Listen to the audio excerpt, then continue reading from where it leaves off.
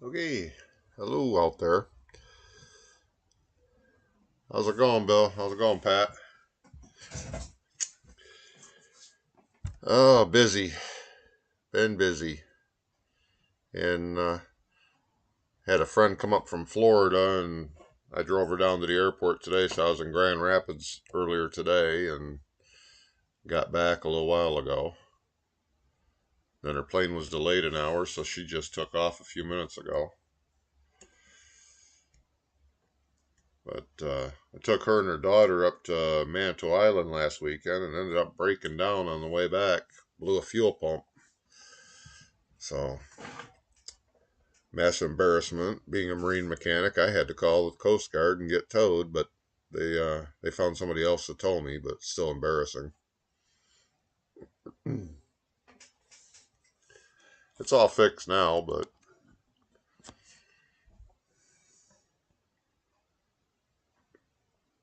so what you guys been up to? Any good fishing at all?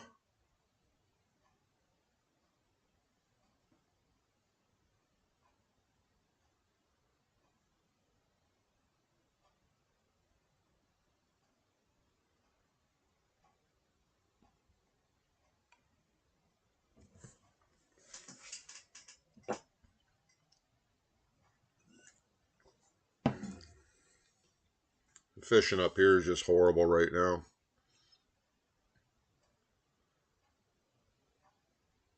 Nothing but bad reports from Ludington North. I'm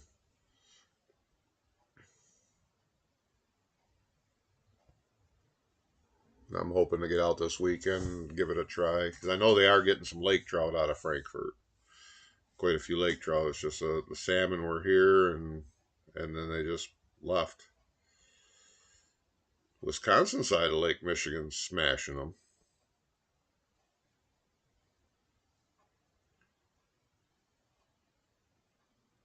Nice, nice.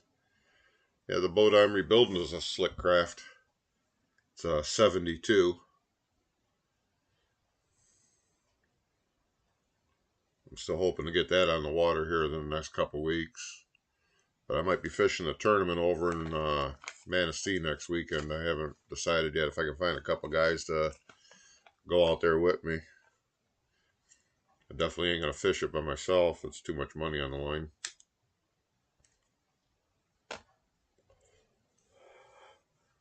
So we're allowed to fish up to 9 rods, and so I need at least two people. Very nice. 85 Evan, there's still a lot of parts available for those ones.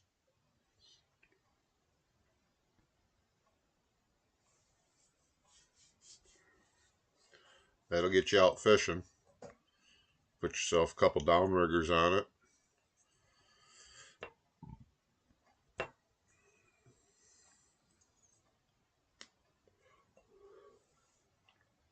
With that boat, you'll be able to easily troll 2 or 3 downriggers, a couple of dipsies, and then pretty much all the lines you want off boards.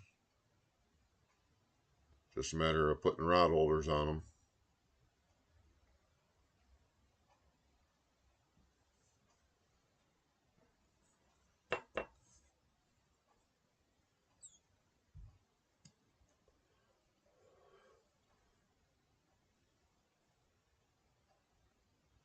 Nice. Nice. Congratulations on third in a bluegill tourney. That's pretty awesome. A 2-man limit of salmon out of Algoma. Nice.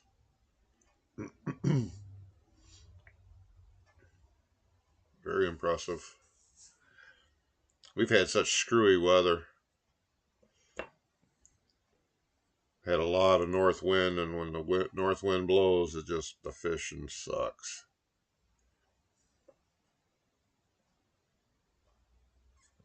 What are you looking for, Pat? Manuals or electrics?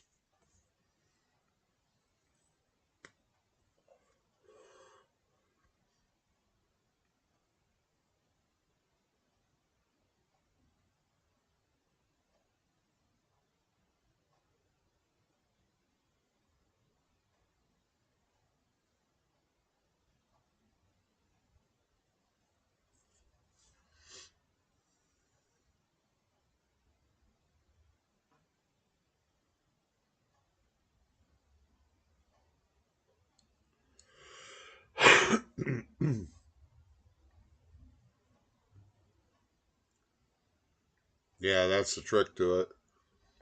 It's hard to find good ones used too, because unless you buy them from like a charter boat, people they tend to just band-aid them together and then sell them on eBay and get as much money as they can. And then what I'm running into is I've got some walkers. I can't get motors for them. Nobody's got motors. I got some Walker Pro tournament and a couple other ones, and can't find motors for them. So when I upgrade to all brand new downriggers on the slick craft that I'm rebuilding, I'm going to be putting cannons on it. At least I can get motors for those. They're running right around 500 a piece.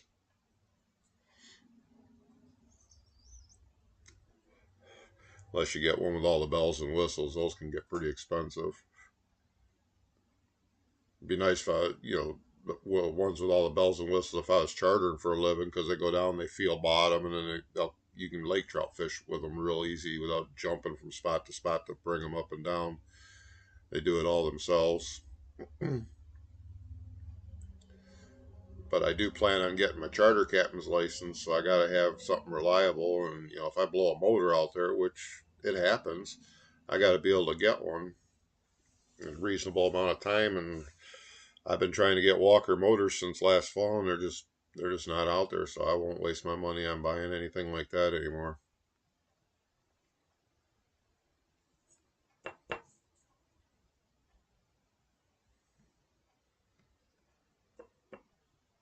And the sad part is Walker sold their stuff to a place, I forget the name of the company, but they they just don't release the motors except so many so often a year, and that's it.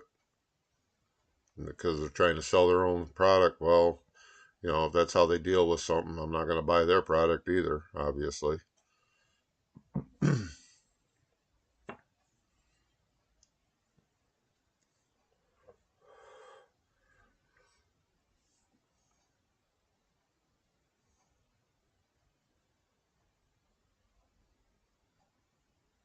Them cannons might not be the strongest downriggers in the world, but at least you can get parts for them when you need them.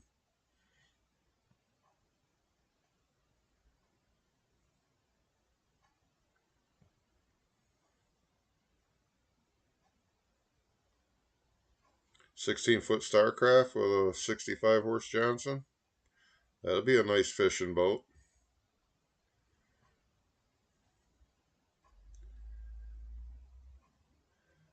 Best ones for the money, I'm going with the cannons.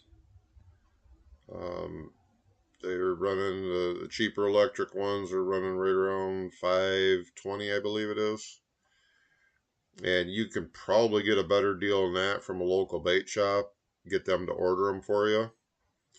A lot of times, if you wait till the end of the year, um, 2 years younger, that's okay. Them old ones are built pretty good, but you can probably get them for right around $4.99. I haven't priced them on Amazon yet, but I'm sure they're running right around $500 for the cannons.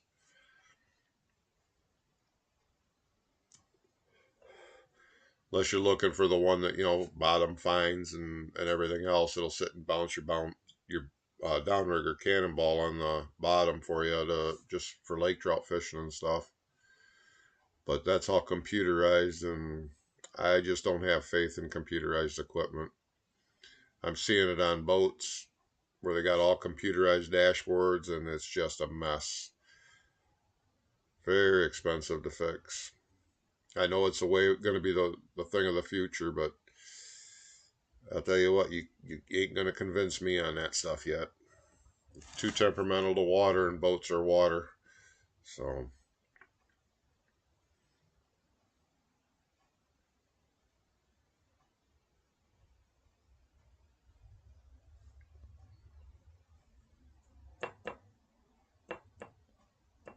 yeah, like we probably got, I'll bet you 10 mastercrafts I've looked at in the last 2 years. My depth finder don't work. Well, it's computerized. You can't figure out what transducer they use. You can call Mastercraft and run the serial number, and they'll sell you one for $400. Well, you can put a brand new, very good fish finder on there for that kind of money.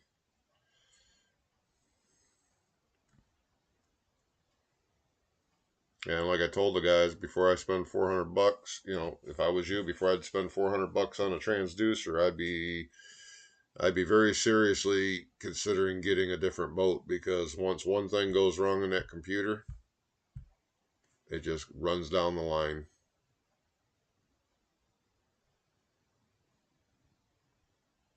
Wow. Yeah. That's a good buy. That boat is with a running engine is over here by me. I can get you probably 1,200-1,500 for it all day long. And then next month probably get you more than that.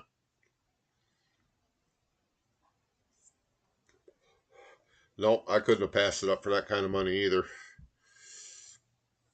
Hell, the trailer's worth that much.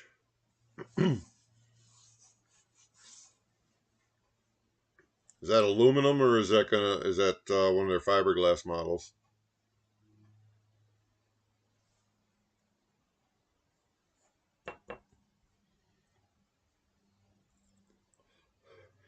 Yeah, you got some value there. That's that's worth some money.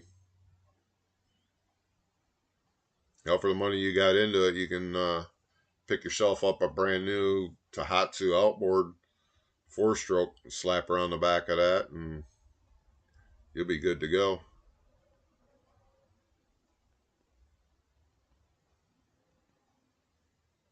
That's assuming the motor don't run. That kind of money. But if the motor runs, well, roll with it.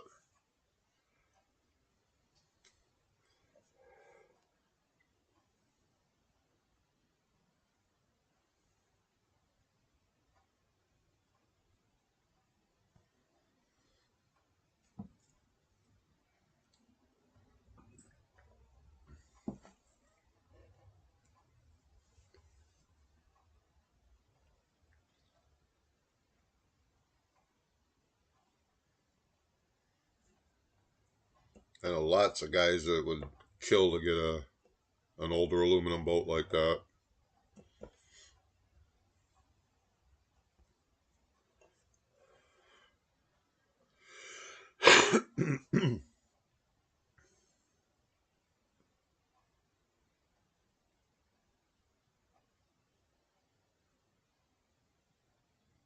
Jeez, that's worth $200 right there.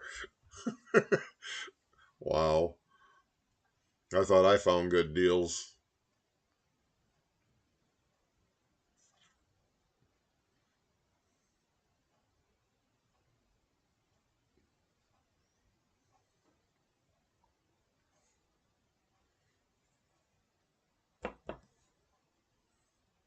Is that outboard a V4 by chance?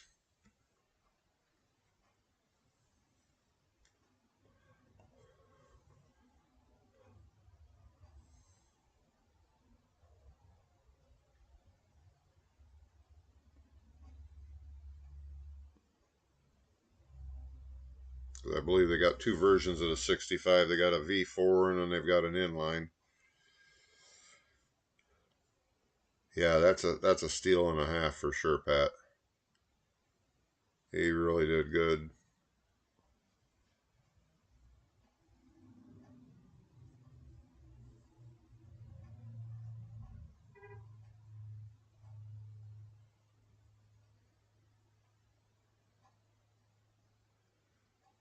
You want to put a new water pump impeller in it every 2 to 3 years on the impellers.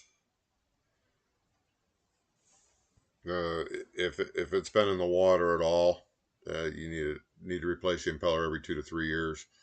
The chemicals that are in our water now just are horrible on these water pump impellers.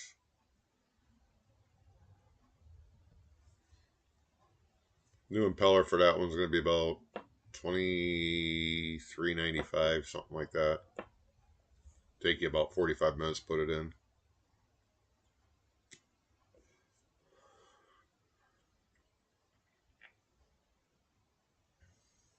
Oh, absolutely. Yeah, it's sitting for 4 years. It's going to have a set in it, and the sad part is if it starts breaking pieces off, they go up and jam stuff, and then now you got some potential money being involved because you might have to pull the power head to get the pieces out.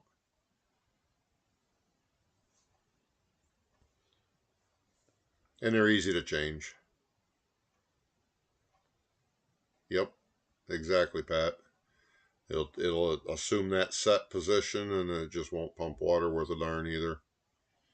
It may pump when you first start it up, but as soon as you pick up the high RPMs, they quit pumping. You start overheating, and pieces start breaking off. I replace the impeller and night moves every 2 years, and those are a lot more expensive impellers because that's got the Jacobsen pump mounted to the engine. That's a $45 pump impeller, but peace of mind is worth it. I don't have to sit there and think, oh, is it getting brittle or anything like that. And I always keep, like the last one I pulled off, I keep it in the boat with me just in case, because I can change that on the water if I need to. There isn't too much I can't do on the water if I have the parts. It's like that fuel pump, I ended up anchoring just off Point Betsy in about 35 feet of water. I started having problems with it just after we got into Platte Bay on the Empire side.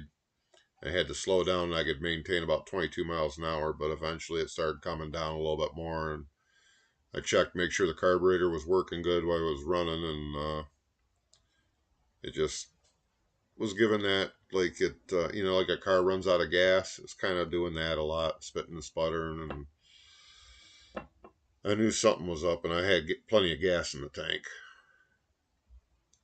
So when it finally conked out, I had made it to the Point Betsy, so I was out of danger of drifting in 200 feet of water in the bay and then whacking one of them big rocks. But I just anchored down and waited. It calmed down, and it was nice. The afternoon got nice.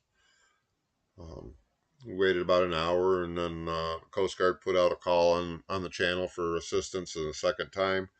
I got lucky, and the charter captain from Rings Thing was out doing a lake test on his boat. He just got done putting 2 new engines in it, and he came down and got me. Towed me all the way in.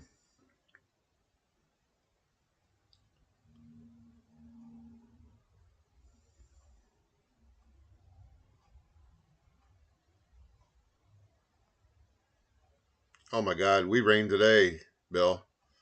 We've been so dry over here. It's rained a couple times this week, and it's been the good kind of rain. And it wasn't just a downpour; it was just an all-day drizzle. I'm thinking within the next couple of weeks. This water's still real cold up here. It's like 53 degrees on the top, which is a little cold for this time of year. But you get 10 feet down, and it's right into the low 40s and sometimes into the 30s. What them fish did was we assumed that they came north, they hit the wall of cold water and made a left turn, and that's why they're all sitting in Wisconsin right now.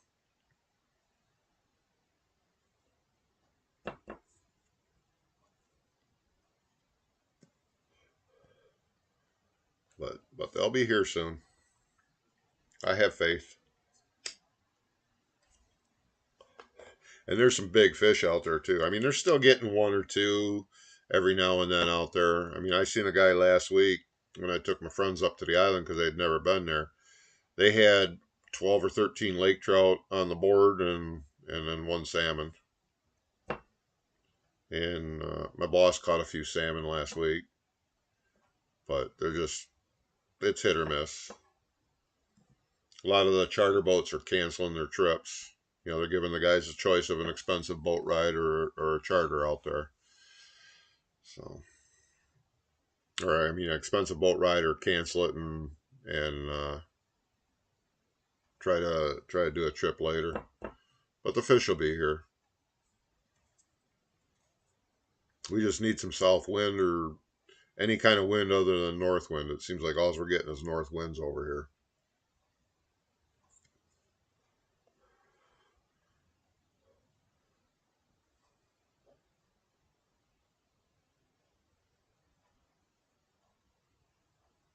And I did graph a few salmon when I was out there running up to the island. And I seen a couple when I got into about 40 feet of water. I happened to be up on the bridge where I was taking them to show them the above water shipwreck that's off the southwest side of the island. And I seen some swimming there in the water.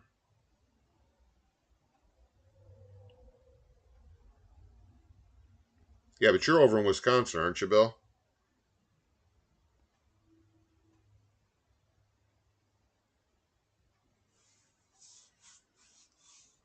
I know they're getting, yeah.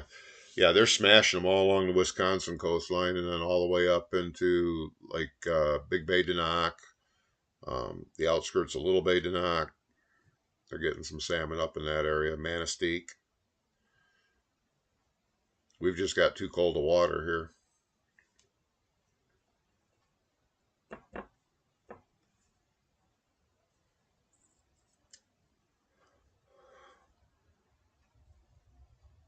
That's all everybody's talking about is saying make the run over to Wisconsin,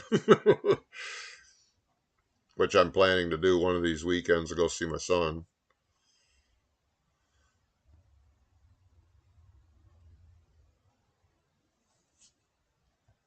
Yep.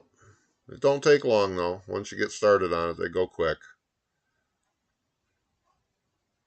I said if it's been sitting 4 years, change the gear lube and put a new water pump impeller in it. New set of spark plugs. If he had it winterized and fogged out, I would start it on the old spark plugs and then change them out after you get it started once. That way, because there's going to be fog and oil inside the motor, that way you ain't contaminating the new plugs with fog and oil.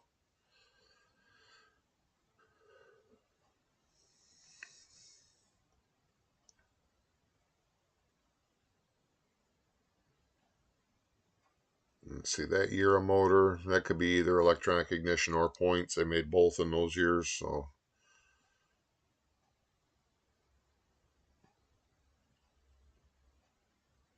you should be fine with those. The outboard points last forever.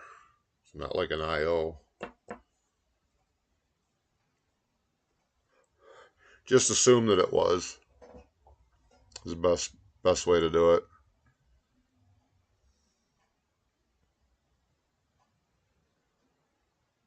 And sitting for 4 years, it wouldn't hurt to start up on the old plugs, get yourself some fogging oil and fog it. Let it sit about 20 minutes, start it back up, and then put the new plugs in afterward. Just get some extra oil in all them bearings.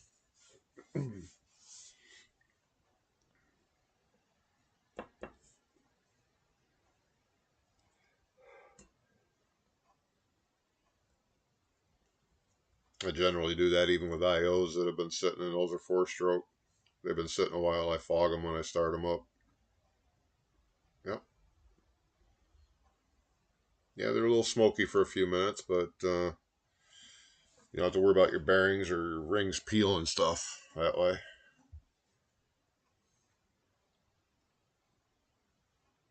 I've even gone so far on a motor that's been sitting a while to pull the spark plugs out, shoot a little WD-40 in the cylinders and turn them over by hand a little bit just to get the cylinders nice and oily.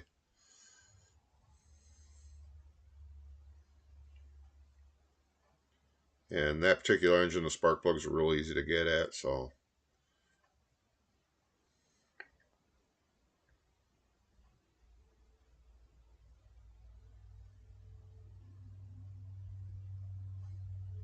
then use premium gas for the first startup too. That'll help clean out the carbs a little bit. If you can get your hands on a product at a marina called Quick Clean by Mercury, add 2 ounces of that to a 6-gallon can, and you shouldn't have to worry about a carb rebuild that way. That stuff really does work.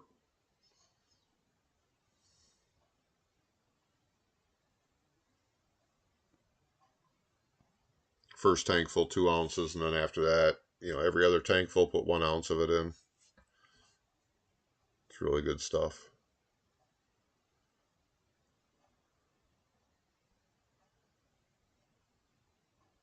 And the other thing you want to look at is your fuel hose, because they tend to get, okay, premium, good. Okay, premium or rec fuel, either one. Stay away from as much alcohol as you can. Check your fuel lines, make sure they're not real hard. If they're hard, especially the primer bulb, take them off of there. If it leaves black on your hands when you're squeezing it, get it out of there, replace it. Because I can guarantee you, if it's leaving black on your hands, once the gas starts flowing through it, it's going to rupture out on the water on you. I've seen it thousands of times.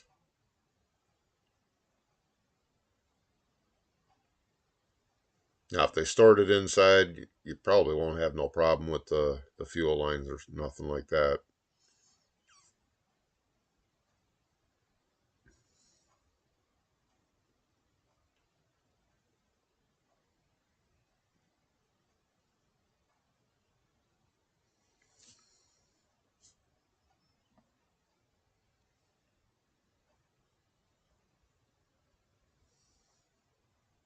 It was shutted.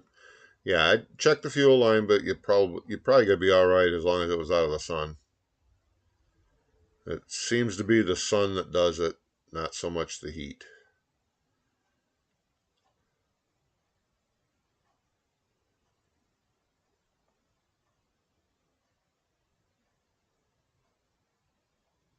And then if you guys got fuses powering your lights and stuff, those are going to be probably the old glass style fuses. Pull those out, get yourself a little sandpaper, clean up the fuse itself, and then clean up the connections inside of it. And you won't have any problems with your lights, bilge pumps, anything like that. Because those tend to get a little white corrosion on them. And that tends to cause lights to blink or not come on. Bilge pumps to do the same thing. Yeah, it's a pain in the neck. None of these fuel lines last. We've got some serious problems with the Evinrude fix, with people running just regular gasoline from the automotive stations. Even the guys running total premium, they're dissolving on the inside. They send all that crap into the injectors, and it's supposed to be better fuel lines that can handle the alcohol, but they're just disintegrating on the inside. And it isn't just the Evinrudes and the fix that we're seeing it on, but that one seems to be the most temperamental. I mean, they don't handle it well at all. But we've had a few Mercuries that done the same thing.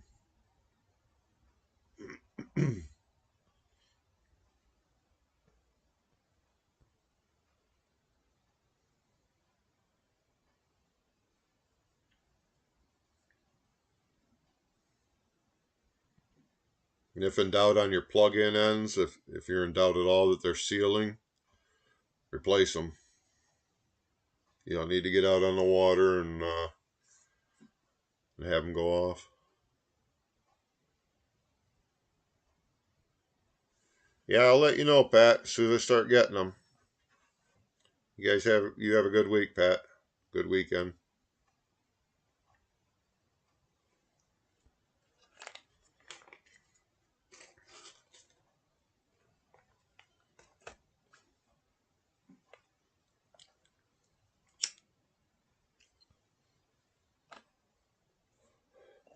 Yeah, I started to make a video of the island and got sidetracked, and so I've only got a little bit, but I'm going to post what I got, including being towed. It's embarrassing, but it's a fact of life, and people need to know that that happens out there. So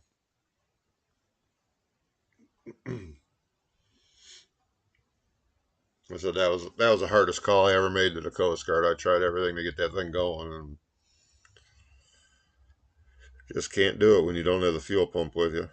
But I did learn that a new piece of equipment I'm going to keep with me is a remote fuel line that I can plug in. Because I could have squeezed the bulb and kept the carburetor full of fuel to get me into port. Yep, that it does. Like I said, it could have been bad. It could have been rougher than heck out there, and instead, we were running in 2 footers most of the way over, and it seemed like I kid you not, as soon as I broke down, the 2 footers turned into 1 footers, and then it was just a nice little roll, and my anchor was able to hold us, and it was kind of enjoyable just sitting out there. The sun came out, warmed up, so we were lucky. Could have, like I said, it could have been bad. Could have been real bad if I broke down a couple miles before that out in the middle of Platte Bay, because that water's too deep for my anchor to hold. And the sad part is you'll be drifting in 200 feet of water and whack one of these huge skyscraper rocks out there. I'm not sure if my boat would actually hit one or not, but I know people that have torn lower units off of their boats running through there hitting them.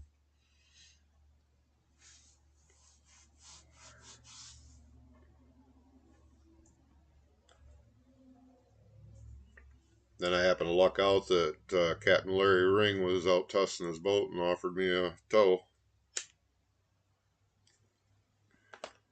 He got me to the fuel dock at my marina, and I went and grabbed a remote gas can from work, and sat there and pumped some fuel into it and put her in my slip.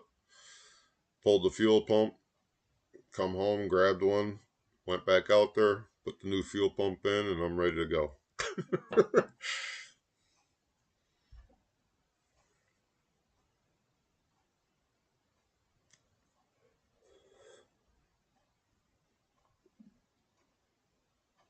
Maybe I should keep an electric fuel pump on board the boat. I could easily plug that in too. Yeah, I'm going to try and get out this weekend and get some video of fishing. I haven't been fishing in a bit now, so we were supposed to fish last Saturday evening, but because of the boat breaking down, obviously we didn't make it.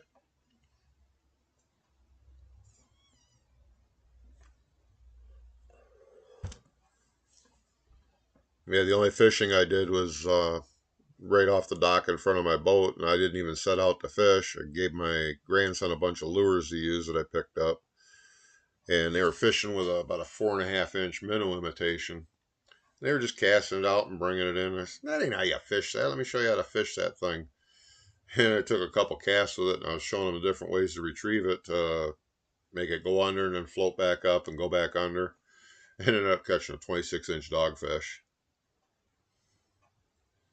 So, didn't take no pictures of it. But I was just out working on the boat, checking things over, and they wanted to fish, so.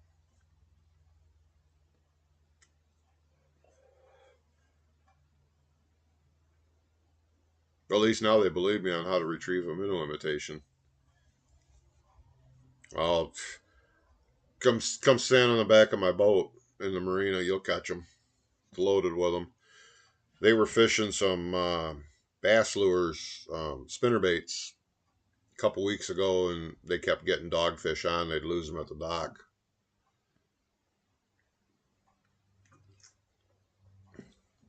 Now, the one week I went out fishing, started out salmon fishing, calmest day I've ever had on Lake Michigan, ever. I trolled around for a while. I graphed some fish, but didn't catch anything. So I decided to try for some perch. Even though I didn't have wigglers, I said, I got some night crawlers with me. So I tried that in the spot that I was fishing. I ended up catching a bunch of gobies. But I sat there literally in 59 feet of water, no anchor down, and never moved an inch. So I decided, okay, well, I got crawlers. I know I can catch some perch down on Onekama. So I ran down to Onekama. And, well, 2 miles out, I decided, well, maybe there's some walleye out here. So I trolled for some walleye into Portage Lake. And Anchored up, caught some gobies, caught a small 7-inch perch, and the wind started blowing really bad. Says, well, I'll get my butt back. Yeah, that's very crazy. I got some pictures that I will post on that too because it's just unbelievable. But ended up running back to Frankfurt in 2.5 foot waves. Got all the way back, docked. My grandson showed up. They wanted to fish. I said, well, here's some crawlers. Go ahead. A little shit. He literally was standing in my boat after I tied up, dropped it over the side, pulled up a 10-inch rock bass. Well, he had his cousin with him who wanted to catch some fish, so he wanted to fish that spot. My grandson says, sure, here.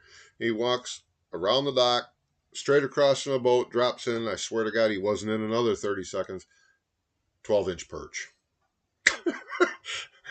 I drove all over Lake Michigan and right there in my slip. And they proceeded to catch another 6 perch that they threw back and about 30 bullheads, plus some more rock bass before they ran out of bait. They had a lot of fun, and that was all in 35, 40 minutes.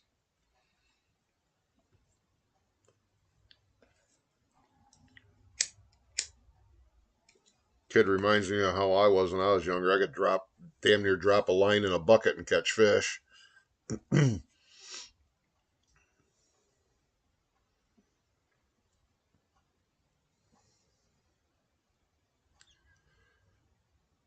No, no, I wouldn't say I caught the calm before the storm because it it was an all day thing. It was calm until like 4 o'clock in the afternoon. So, and it wasn't that it was that strong of a wind. It was just coming out of the north, so it created some nice waves. So I ended up running about a mile out is all until I got to the herring hole, and then I scooted in a little bit more, and I maintained 22 miles an hour. I didn't want to beat the hell out of my boat, so. But yeah, that wind was right out of the north.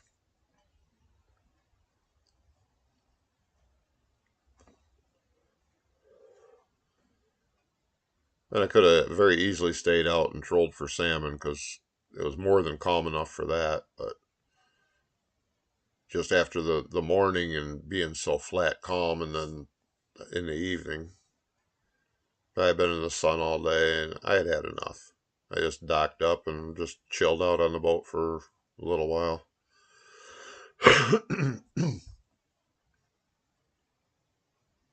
It is very nasty. And that's what we got going on today, too, is a north wind. It is here, too. We get the north, coming out of the north or the northwest, and it's nasty for us. But the north wind pushes in that cold water, and the fish just turn right off.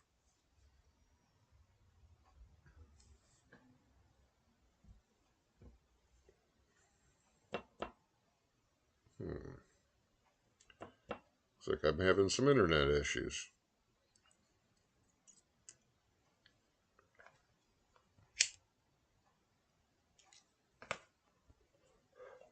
I want to do a camping video here pretty soon, too. I was going to go camping this weekend, but where I want to go camping, it's going to be in the upper 30s at night, and I don't feel like taking a heater with me. So I'll just play on the boat this weekend, I think.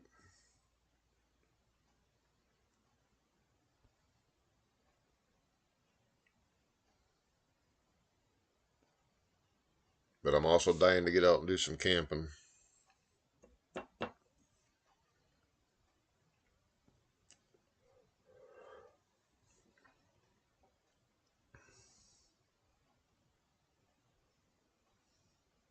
I know it's just been nuts. 90s one week, 60s the next. It just makes no sense.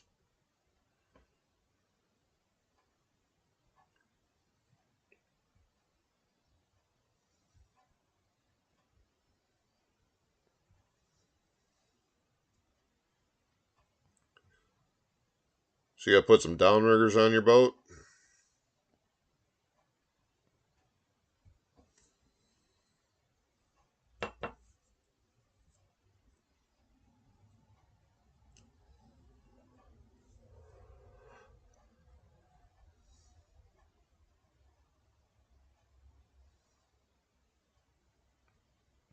Yeah. Yeah. Yeah, literally 90s in one week and snow the next. I had one day here not too long ago, I had the air conditioning on in the morning and the heater kicked on at night that night. I was like, this is just nuts.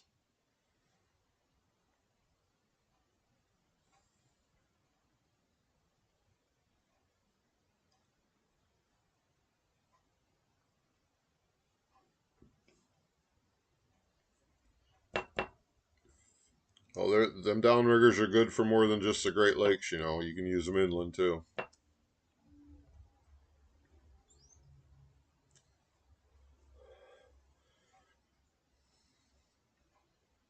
I used to use them on Lake St. Clair all the time for muskie fishing. Lake St. Clair rarely gets over 20 feet of water. And I would say 90% of the area I caught walleye in was 5 foot or less of water. Oh, I believe it. I believe it. I came home the other day from work. My feet had gotten wet and I was cold after the day. It never got out of the 50s. And I don't get cold easy. My feet get cold, I'm toast. I'm done. And that's what happened. Is the feet got wet and then they got cold.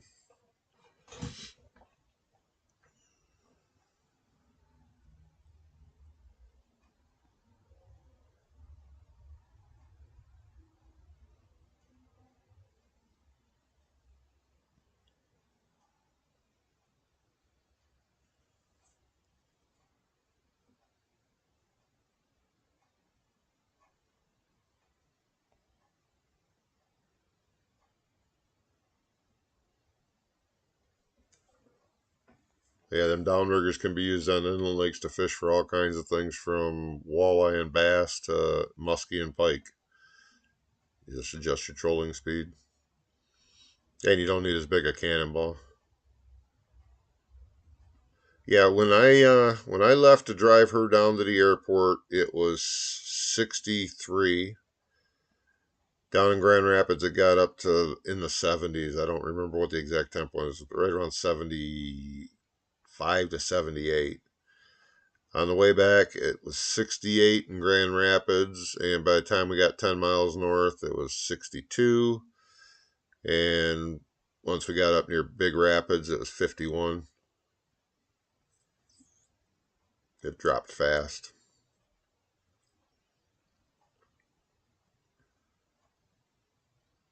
You know, I liked it, but my friend from Florida sure didn't like it.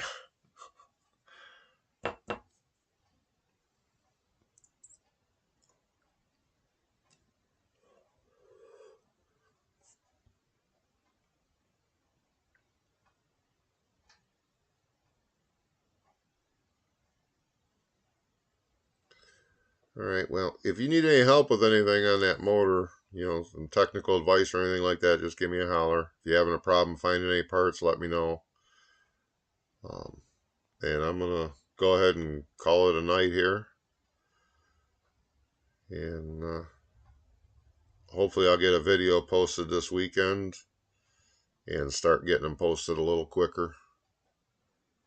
But I've been snoozing. Between that and the camera issues, I've been having a rough time, so.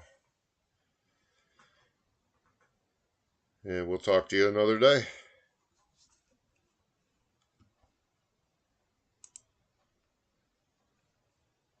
Yeah, you have a good week too, and enjoy your weekend, and good luck on that boat. That sounds like it's going to be totally awesome.